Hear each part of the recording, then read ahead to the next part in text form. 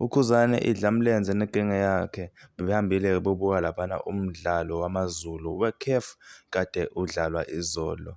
USuthu-ke lunqobile-ke lo mdlalo lo ngo-1-0 and insizwa zivele zajabula ngoba-ke kunevidiyo ekhishwe yilona-ke iDlamlenze bevuma nje ingoma kumnandi kunjeyayana be-celebrate nje ukuthi uSuthu lunqobile. Kodwa kubuka sengathi laphana-ke umdlalo ubungakapheli kodwa-ke nje uSuthu vele bese lihamba phambili kunjeyaya bebecula-ke kumnandi-ke. Ubonakele-ke uTshatha uGodo-ke naye-ke ukuthi cha ubekhona kuleya vidiyo leyana kuculwa nje kumnandi insizwa ehlangene-ke ziholwa uye-ke umfowabo uKhuzani-ke uyena obelida uyena obesho lokhu nalokhuya.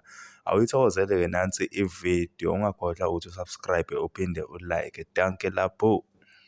Hello Suthu